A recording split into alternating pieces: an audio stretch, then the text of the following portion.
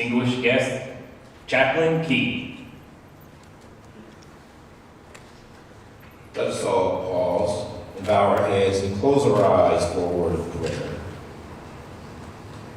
Morning by morning, the mercies I see, all I have needed, thy hand hath provided. Great is thy faithfulness, Lord, unto me. Dear God, we pause right now and ask that you bless today's farewell tribute to President Joseph Biden. His 50 years of dedicated public service work is an example of what it means to be the keeper of the flame. His unshakable commitment and loyalty to our great nation has not gone unnoticed. His selfless service has allowed him to work faithfully during moments of joy and challenge. Over the years, he has adapted to many changes and sacrificed personal time when duty called. And so, dear God, on this day, please keep President Biden and his family under your influence. If you will, dispatch an angel from heaven to protect the family from hurt, harm, and danger. And during moments of uncertainty or stormy weather, remind them that you surely can and you surely will. Remind them that where you need, you provide.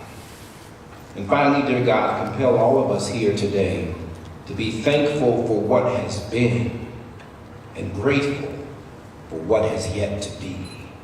For it is in your mighty and liberating and holy name we pray. And we all say together on this great day, amen and amen. Stand by. Stop. Attention. Please be seated.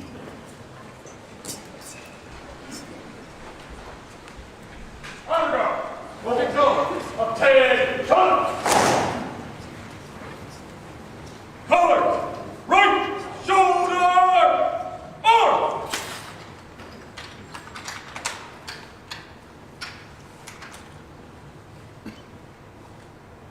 Colors. Ready. Set.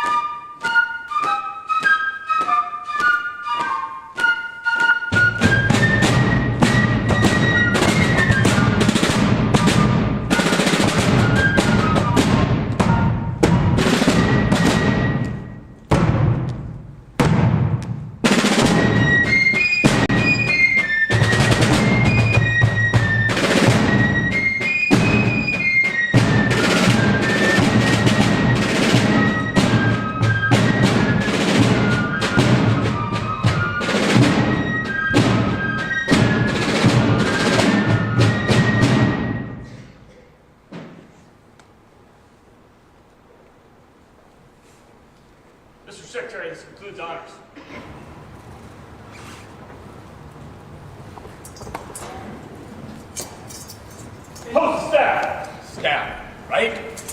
Face.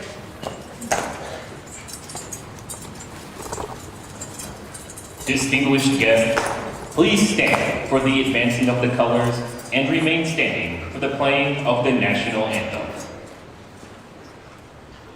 Colors, forward! March!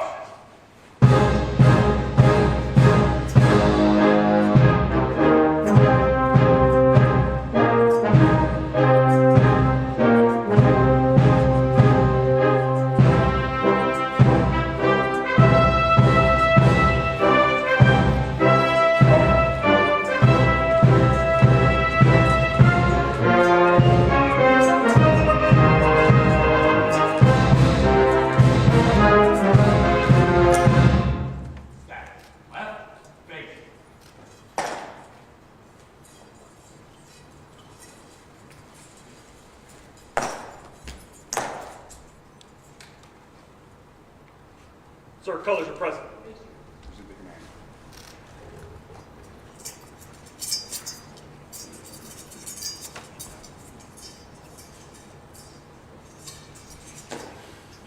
Present! Arms!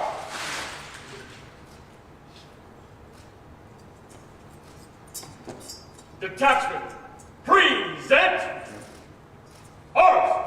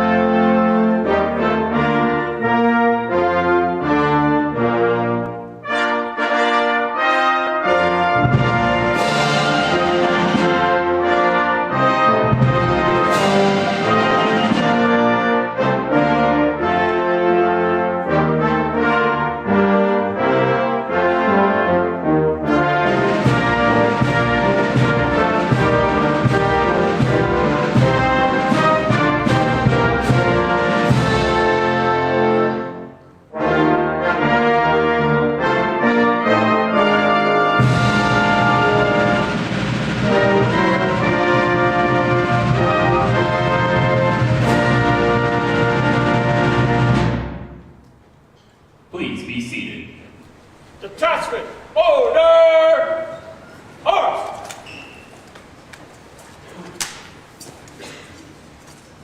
Order! Arms! Ceremonial! Ceremonial! At ease! Staff. Ceremonial. At ease.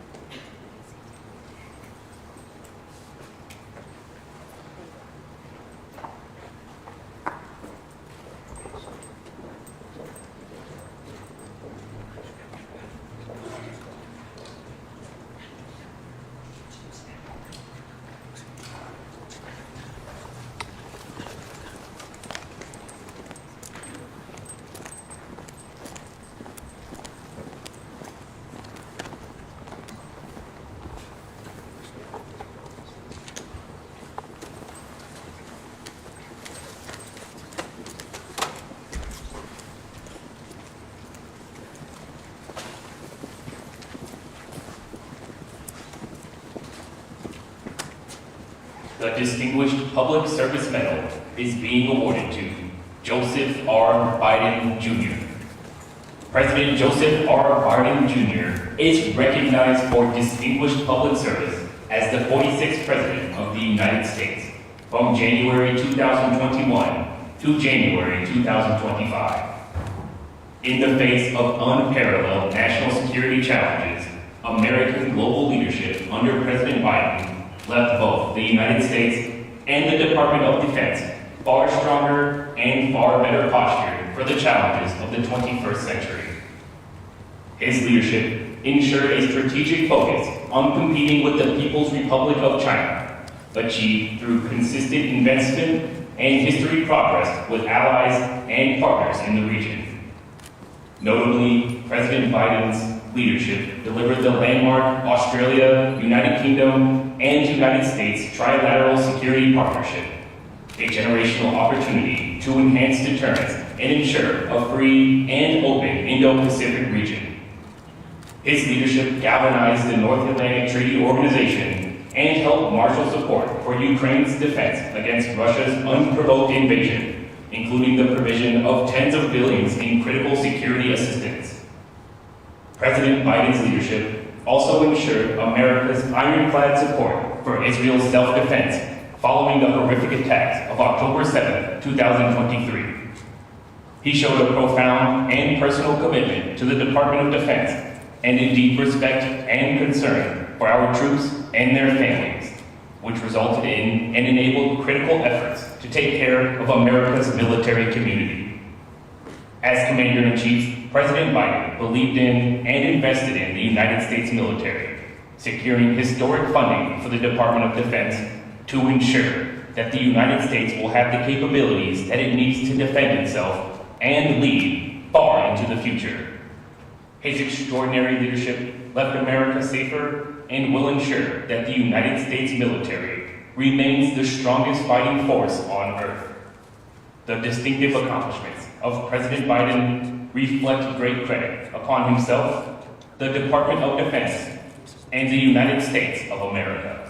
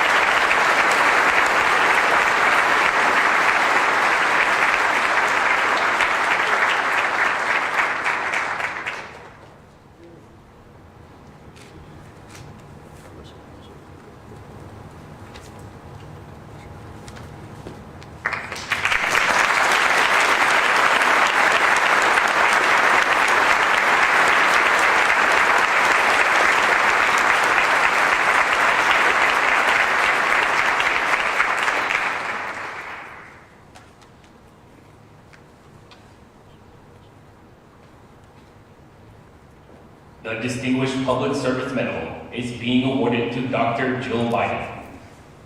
Dr. Jill Biden is recognized for distinguished public service in support of members of the United States Armed Forces from January 2021 to January 2025.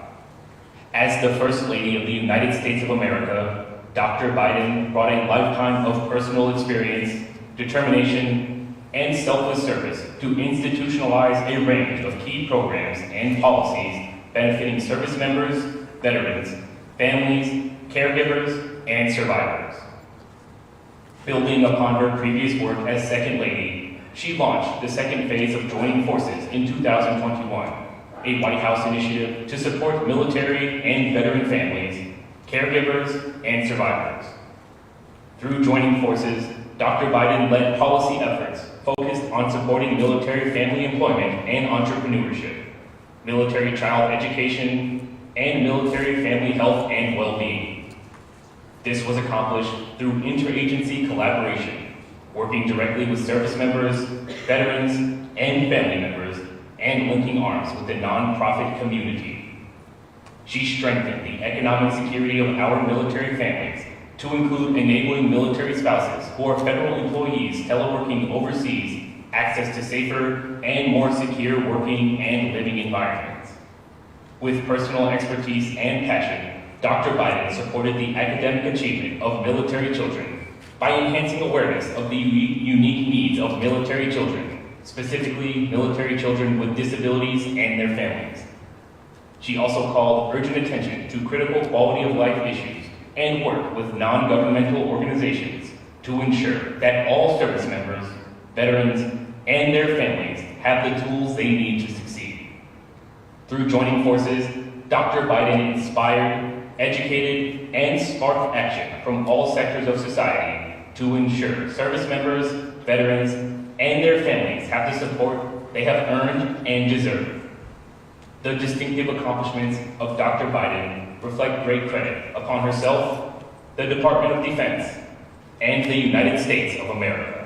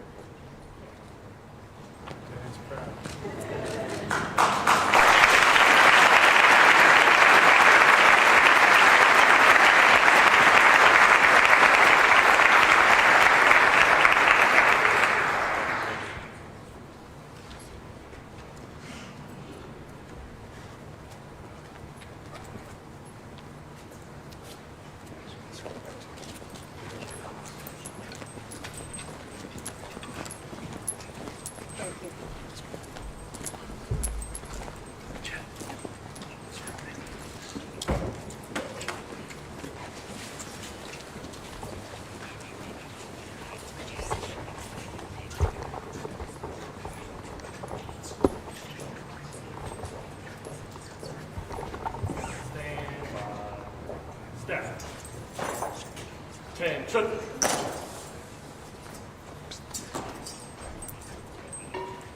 Honor, guard, and go. Attention.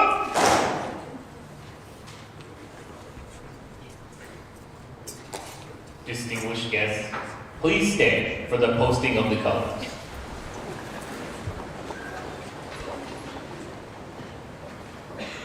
Post the colors. Step right. Face.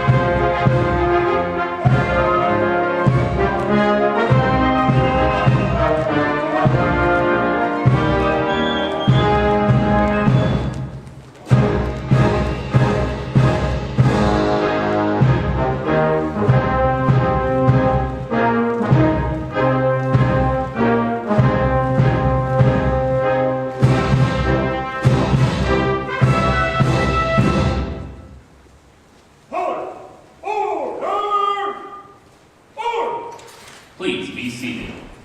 Step left. Face.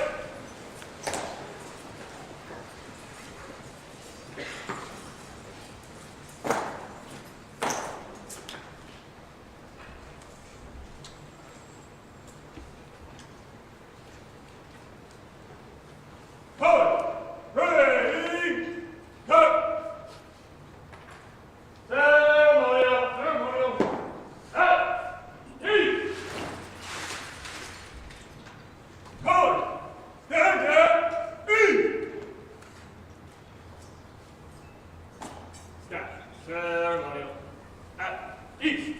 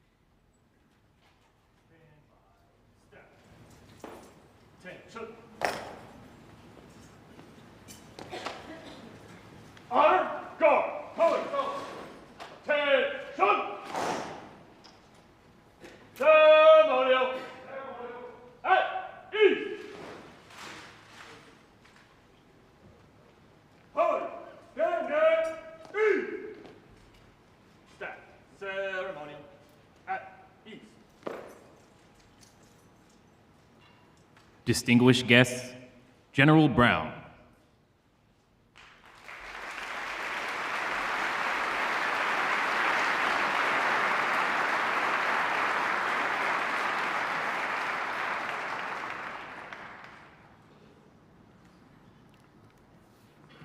Well, good afternoon. That is a very, very tough act to follow. Now, today we gather to honor and say farewell to our Commander-in-Chief, a man who has dedicated his life in service of our nation, a man who for over 50 years has fought for those who serve in uniform, fought to prepare our military for the challenges they face defending our nation, whether forward deployed or back at home. He fought as a senator from Delaware to ensure our service members, veterans, and their families were taken care of. He fought as vice president for stronger Veterans Affairs programs, for service members transitioning back to civilian life. And as our president, he continued to fight, lead our nation through an uncertain and dynamic geostrategic environment, while strengthening our force to protect our future. Mr. President, Dr. Biden, Madam Vice President, Mr. Inhofe, government and elected officials, civic leaders, Department of Defense leadership, general and flag officers, senior enlisted leaders, and distinguished guests, welcome, and thank you for being here. President Biden's work with Congress on bipartisan legislation has set our military on a course to confront the threats of tomorrow, to ensure our warfighters are ready when the nation calls. He supported significant investments in shipbuilding to modernize and expand our naval fleet. We are on track to increase the number and lethality of our fighters and bombers and expand our space domain capabilities. We are now on a trajectory to increase long-range fires, implement next-generation combat vehicles, and improve air and missile defense. A generational modernization of U.S. nuclear triad is underway, bolstering our deterrence capabilities. And we're on a pathway has been set to streamline adopting emerging technologies, such as artificial intelligence, quantum computing, and uncrewed systems into our fighting force. Simultaneously, President Biden has worked tirelessly to care for our men and women in uniform and their families, improving the quality of military housing, providing historic pay raises, and implementing new programs to expand the benefits available to all service members. I'd also like to recognize the incredible work of Dr. Joe Biden. She has done what she has done with Joining Forces Initiative, supporting service members, veterans, caregivers, and their families. As our Commander-in-Chief, President Biden has fought for our military time and time again. Today's ceremony is just a small, small token of our appreciation. So thank you, Mr. President, for all you have done for this nation and its military. Your unwavering commitment to the strengthening of our force and the welfare of our service members, veterans, and families stands as a testament to the deep responsibility you have carried throughout your service. On a personal note, I want to thank you for the trust and confidence you placed in me as the 21st Chairman of the Joint Chiefs of Staff. It's truly an honor to serve our nation and have this opportunity to lead the Joint Force. Mr. President, your lifetime of selfless service, your unwavering commitment to those that answer our nation's call, and your leadership as our Commander-in-Chief has profoundly shaped our nation. To paraphrase 2 Timothy chapter 4, verse 7, you have fought the good fight, you have finished the race, and you have kept the faith. On behalf of our 2.1 million men and women in uniform, our military families, and our veterans, thank you, Mr. President, for keeping the faith, and those past and present who defend our great nation. simply said, thanks for your leadership. May God bless you and your family. May God bless our service members and their families. May God continue to bless the United States of America. Thank you.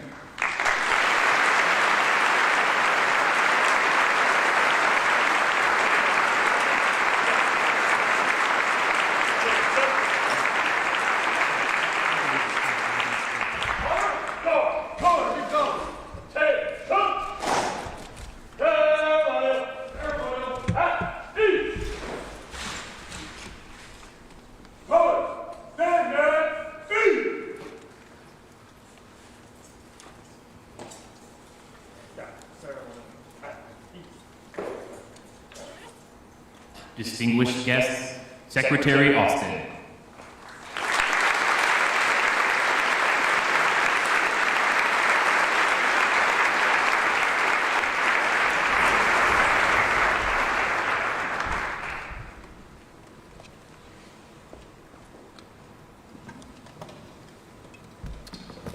Well, good afternoon, everybody.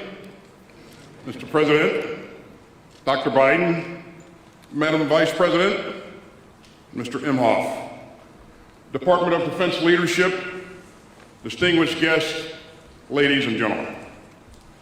Welcome to the Armed Forces Farewell Tribute in honor of our 46th President. For more than 5 decades, President Joe Biden has thrown himself into public service. And over the past 4 years, he's secured his place in history as one of our great foreign policy presidents. As Secretary of Defense, I have seen this, and I've seen his leadership up close. He took the oath of office as America faced a moment of great challenge. The COVID pandemic was raging, and our allies and partners feared that America had lost its way. President Biden helped America and the world recover from the pandemic. And he renewed American leadership around the planet. President Biden dramatically strengthened our unmatched global network of allies and partners. He rallied the free world to help Ukraine fight for its freedom after Putin's indefensible invasion. He positioned America to succeed in strategic competition with the People's Republic of China. He orchestrated a new convergence in the Indo-Pacific around a shared vision of security, openness, and prosperity. He reinforced NATO, which is now larger, stronger, and more united than ever. He shored up Israel's security after the vile October 7th terrorist assault by Hamas. He helped defend Israel from outrageous direct attacks by Iran. And he's prevented the Middle East from erupting into an all-out regional war. And he has just secured a ceasefire that will stop the fighting in Gaza, surge more humanitarian aid to suffering Palestinian civilians, and reunite the hostages with their families.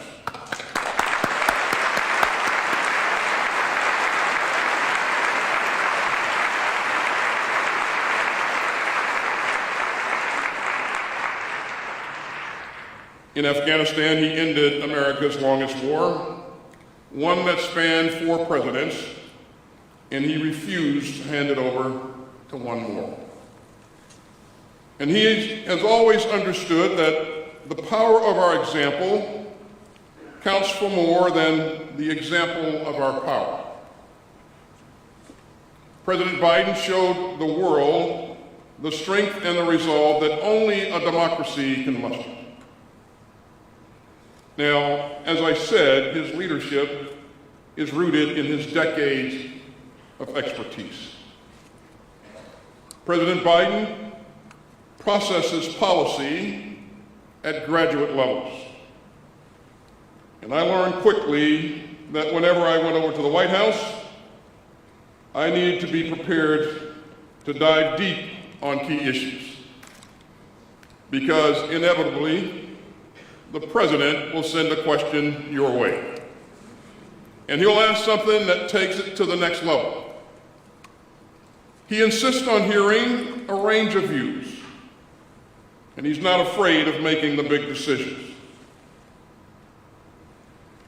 And he also has a secret weapon, because he's not just the president, he's also Dr. Jill Biden's husband.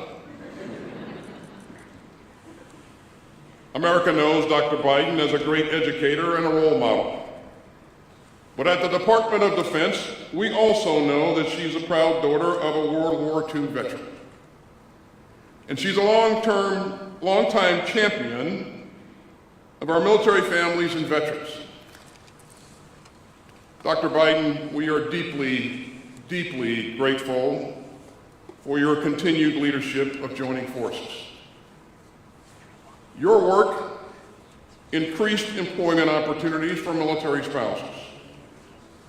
It improved education for military children. It enhanced military family health, and much, much more. And it was great to get to visit Maxwell Air Force Base in Alabama with you recently, where we got to see a universal pre-K class at a Department of Defense school up close. Now, our first family is also a military family.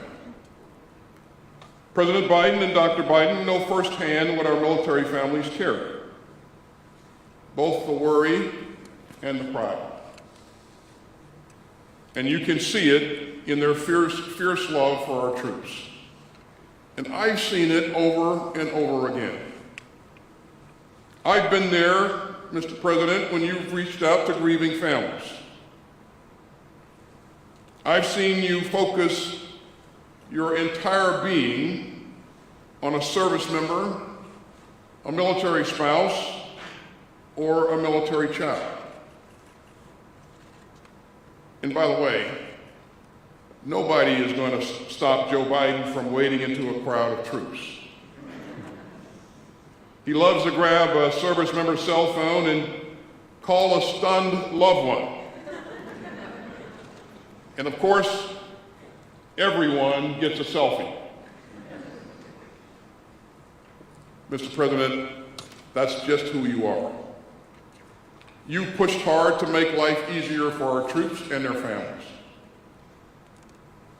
Base pay for our troops is up almost 10% since you were sworn in. We're expanding access to affordable child care. And we're doing far more to help military spouses excel in their own careers. President Biden has also worked hard with Congress to invest in America's future.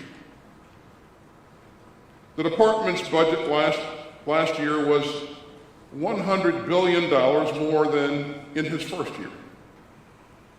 And that will help keep our United States military the strongest fighting force on earth.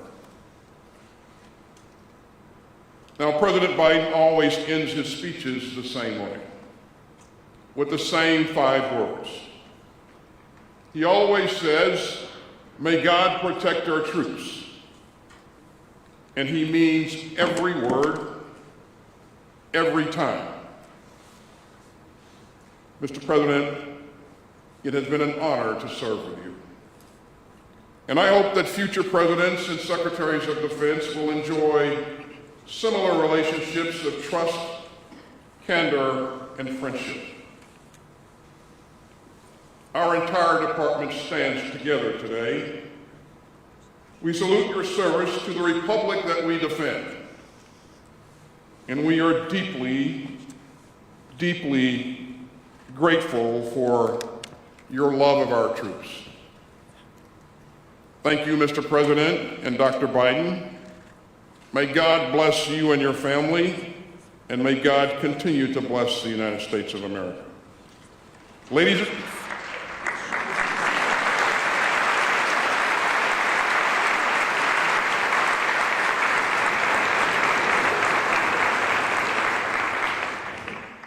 Ladies and gentlemen, it is my honor to introduce one last time the President of the United States, Joe Biden.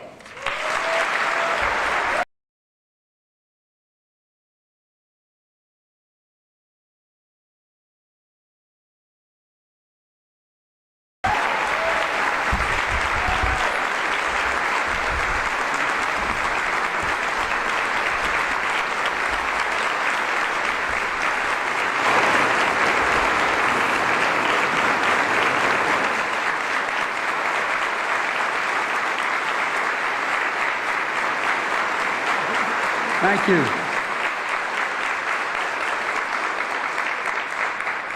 Every time I'm here, it makes me so damn proud of being here. And most all of you as well. 1% of you are defending 99% of us. We owe you big. Just over 240 years ago, George Washington gave his farewell address to the Continental Army. Still astonished by their victory and by their unity, Washington asked, and I quote, "Who that was not a witness could imagine the men who came from different parts of the continent would instantly become one patriotic band of brothers." That's what you are, one patriotic band of brothers.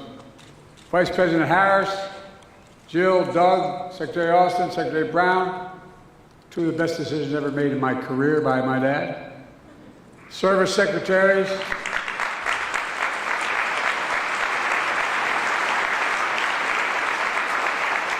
members of Congress, and most importantly, this patriotic band of service members before me. Serving as your commander-in-chief has been the greatest honor of my life. While I'm deeply grateful for your thanks and affection, I'm here to thank you. Thank you for your service to our nation, and for allowing me to bear witness to your courage, your commitment, your character. As I listened to the choir sing, I thought about it. You all represent what America is: character, honesty, integrity, commitment. Like Washington, it left me astonished, and I mean it. Over the years, I've frequently seen you in action in war zones in Bosnia, Baghdad, Fallujah, Kabul, I'm going to bore the hell out of you, but Helmand, Kandahar, and other places. I remember one trip to Afghanistan as vice president. I was at a forward operating base, Wardak Province, which is in eastern Afghanistan. I was asked by a commanding officer to pin a Bronze Star on a soldier for his heroism. A soldier's teammate was hit while driving in a Humvee. This soldier did everything possible to rescue his colleague from the burning flames. When I went to pin the medal on him, the soldier looked at me and said, "I don't want it. I don't want it. He died. I don't want it." In that moment, all I could think about was the incredible courage and humility and moral compass that this soldier had, that all of you had. This is not hyperbole. You are simply the greatest fighting force in the history of the world. Wow. The history of the world. That's a fact. That's not hyperbole, that's a fact. And there's never been a time in history when we've asked our military to do so many different things, so many places, all at the same time. And I want to be clear. You've done all these missions with strength, and maybe even importantly, with integrity. When I asked you to end our nation's longest war, you rose to the occasion, evacuating Americans, allies, and our Afghan partners, accomplishing the largest airlift in military history, and ending a war with the same courage that defined American service in Afghanistan over 20 years. I believe history will reflect it was the right thing to do, but I know it was hard. After decades of losing your brothers and sisters, including the withdrawal, the pain was still real. And it was for me as well. Every day I still carry it, every single day. It's my schedule. On the back of the schedule, every single day, at the top since I've been here. It says daily U.S. troops in Afghanistan. U.S. troops have died in Afghanistan. 2,465. Not over 2,000, 2,465. Troops wounded. 20,769. And every day will honor their sacrifice for continuing the mission for which they gave their lives. Fighting terrorism, defending our homeland, and protecting the American people. 6 months after that war ended, when Russia began its largest war in Europe since World War II, I asked you to help defend Ukraine. You didn't hesitate. You kept Ukraine in the fight, trained Ukrainian soldiers and pilots, troops, bolstered NATO's eastern flank, and above all, you showed the world America stands up for freedom, stands with our friends. America stands strong with our allies. We never bend down. We bend down to no one. Certainly not Putin.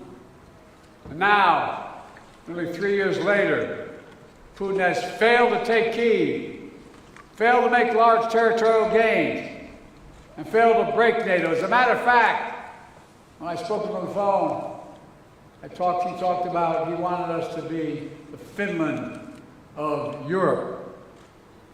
And I pointed out to him at the time, for real, I said, not only get the Finland of Europe, you're going to get the Finlandization, not of Europe. You're going to see Europe joining NATO, Finland joining NATO, Sweden joining NATO. And America's watch. Dictators do not get to do whatever the hell they want. Then following Hamas's terrorism on October 7th, I asked you to excuse my back, by the way. My mother would be very upset. I asked you to deploy to the Middle East.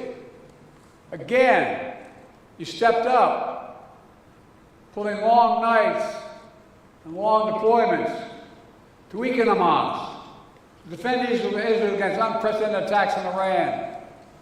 Imagine had we not. If we don't lead the world, who will lead the world? Who? Twice, you stood up to the attacks by the Houthis in the Red Sea. Last year, I spoke with the women and men aboard the destroyer that took down the first Houthi attacks. It was the USS Carney. And I want you to tell you all what I told them. We owe you. We owe you. Back in May, yesterday I proud to announce a ceasefire, a hostage deal between Israel and Hamas. The road to that deal was not easy. It was 8 months ago I laid down the elements of that deal in May. Embraced by countries around the world. They know we say what we mean. Endorsed overwhelmingly by the UN Security Council. It's taken 8 months of non-stop, relentless effort of the Biden administration to get it done. But because of you, all of you standing behind me, because of you, because of so many diplomats and defense professionals, we kept the pressure on Hamas. We got it done. We got it done. Finally, when I asked you to strengthen America's position in the Pacific, in the middle of all the other conflicts and crises, you said no problem. You kept China in check. Remember when we took office? China was going to overcome the United States, economically and politically, by 2030. Everybody wrote that, except here in this building. The skies open, the seas free, and our allies close. You established our first trilateral defense partnership with Australia and the United Kingdom. Our first trilateral partnership that we said couldn't get done with Japan and the Philippines. And our first trilateral partnership between Japan and South Korea. Remember that? Camp David said we couldn't do it. It wasn't me. It was America. We did it. That's what America does. People know America's acting out of character. Our nation is so much, so many others. Our nation has asked so much, so many others as well. Doctors and nurses, helping service members to learn to walk again, eat again, speak again. The National Guard members who dropped everything to help their fellow Americans during the fires and hurricanes. The Marines guarding embassies around the world. The scientists making sure we have an edge over adversaries. Interpreters who make our missions possible. Perhaps most importantly, your families. They sacrifice so much. And I might add, the doctors and nurses. Excuse a point of personal privilege, as they used to say in the Senate. Came home I commuted every day. Every single day, over 2,100,000 miles on Amtrak, because I lost my family when I first got here. My oldest son, one day I went home, he was the Attorney General. He said, "Dad, what are you doing Friday?" I said, "What do you want me to do?" He said, "Why don't you pin my bars on?" I said, "What?" He said, "You're married with 2 children." I said, "No, Dad, but someone's got to go." He spent a year in Iraq, won the Bronze Star, Conspicuous Service Medal. But like many others, he was exposed to those burn pits, which are within about half a mile of where he bunked.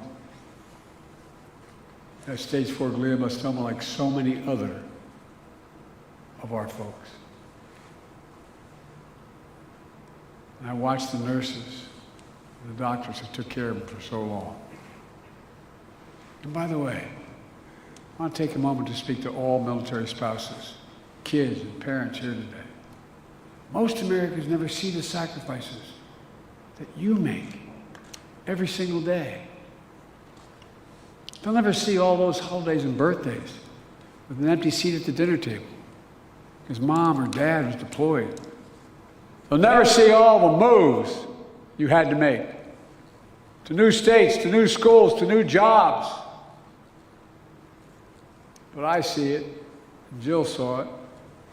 She made it her life's work. She's done everything big and small, and helped military spouses find child care and build their own careers. By hanging photos, employed moms and dads outside classrooms of those National Guard folks.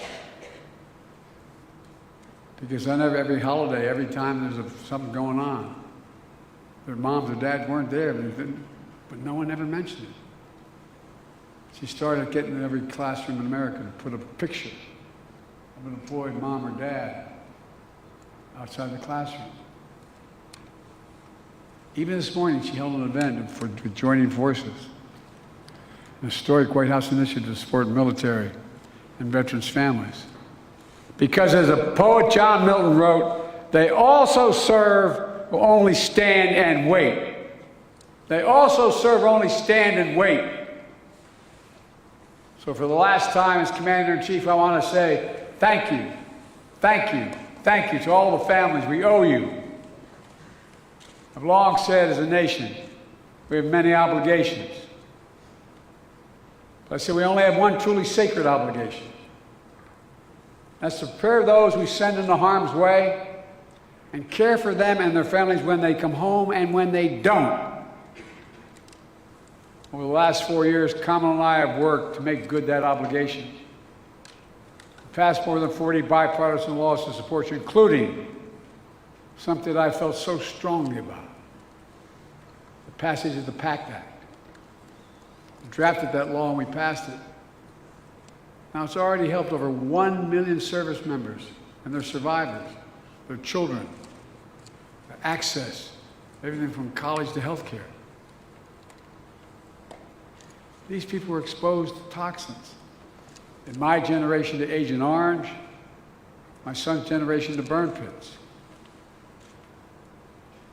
We had to prove that what you had, with your disease, all the brain damage, all the brain cancers, were a direct consequence of those toxins or Agent Orange. But we changed that. I want to publicly thank the 9/11 Commission. All those folks, all those firefighters were so badly damaged because of the fumes, the toxins associated with the 9/11. And those of you who are the Vietnam generation, finally, all you had to prove was that stuff dropped on you. And it didn't cause, they didn't have to prove beyond a reasonable doubt it caused your disease. To state the fact and you're covered. We've invested over $1 trillion in our defense industrial base. In real dollars, that's more than America did in any 4-year period during the Cold War. We also invested record resources to fight the scourge of military suicide. No more calling and saying, my husband needs help. He needs help. You get an answer. We fought veterans home. We brought veterans homelessness to record lows. Made historic changes in the military justice system, which has reduced the rates of sexual assault for the first time in nearly a decade. We ended the ban on transgender service. We took landmark steps to create more economic opportunities for military spouses. We expanded opportunities for women in combat roles. And I'm proud to have appointed the first woman as a service chief in the history of this country. Clap for that, folks, because she deserves it.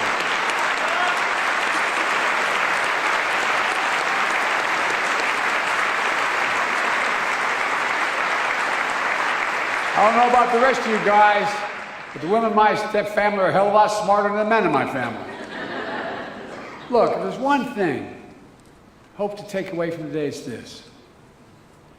This is not hyperbole. You're truly the finest fighting force in the history of the world. That's not hyperbole, it's true. Everything I and others have asked of you, you've done. You've done. With honor, commitment, grit, and guts. Let me close with a final request.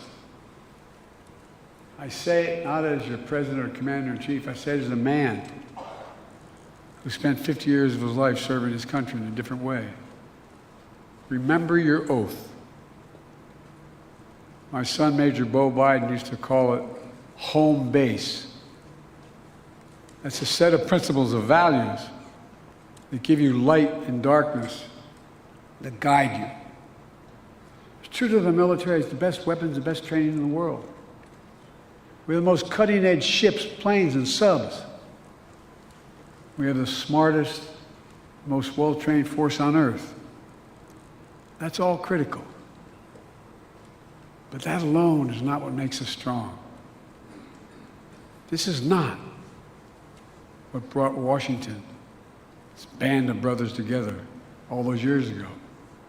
It's our values. I mean it sincerely, it's our values. American values. Our commitment to honor, to integrity, to unity, to protecting and defending not a person or a party or a place, but an idea. Literally unlike, as a student of history, I can say, unlike any other in human history. And that idea is the United States of America is unique in the world. Virtually every other nation in the world is based on geography, ethnicity, or religion, or some defining feature.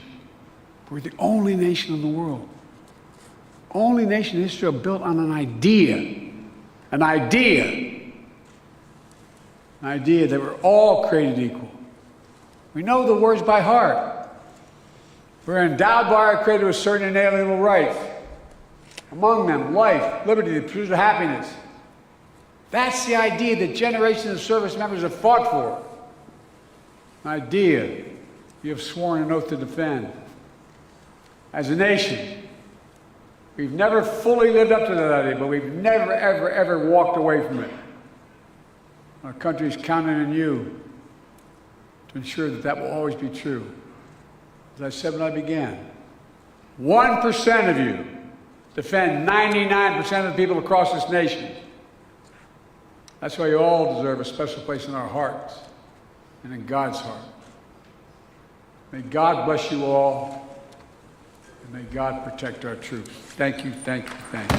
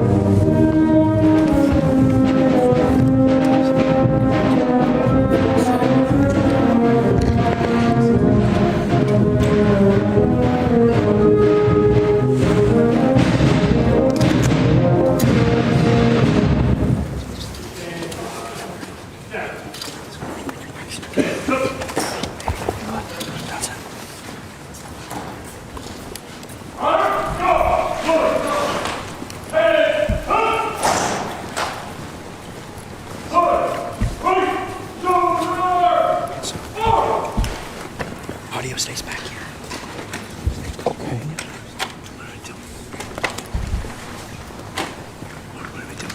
I think you're fine on the audio stays here. Go to 2 on camera, Mike.